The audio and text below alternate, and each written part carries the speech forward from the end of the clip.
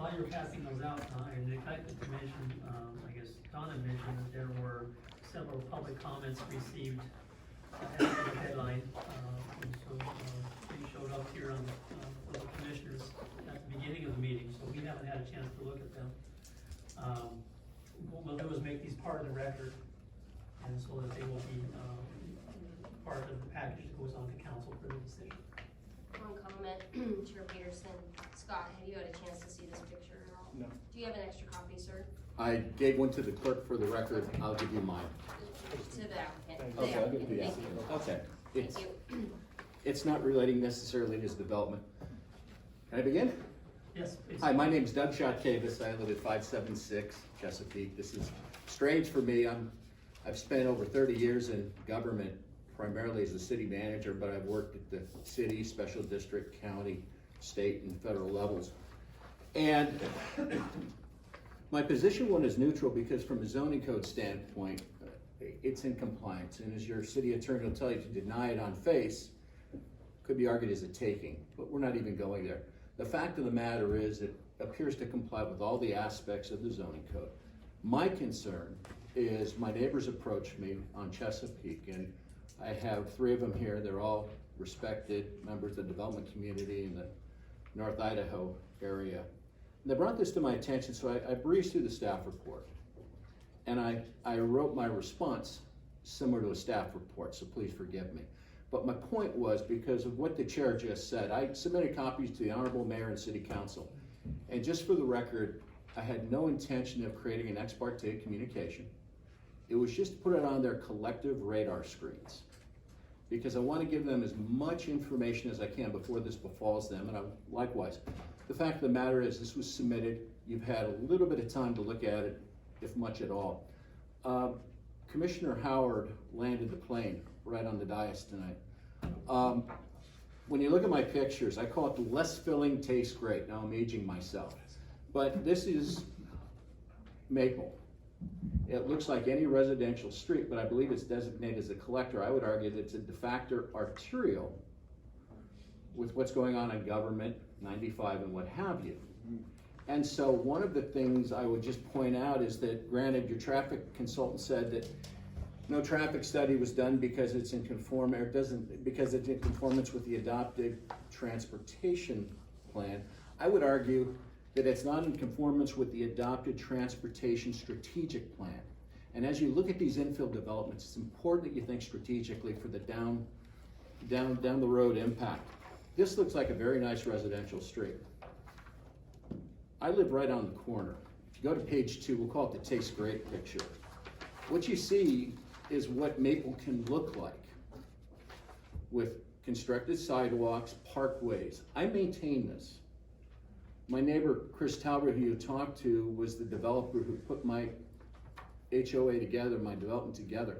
He said, you probably don't even own that. That's probably city property. But nonetheless, I have pride in my city, and I want to have a safe city.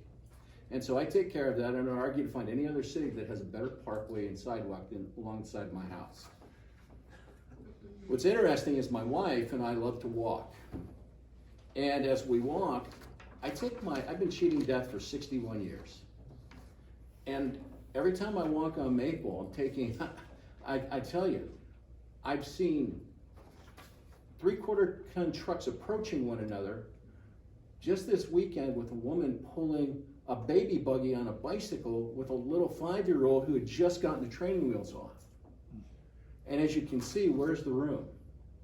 So far be it to me say the words of constructive notice or anything, but you have a dangerous situation here. And that's why I wanted to get it on the radar screen of the city council, because something needs to be done.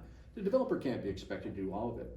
But candidly, I take exception, and basically the developer made my argument when he says, well, we haven't done anything for Maple. Now they're responsible for mitigating the impacts of their development. Sewer's great.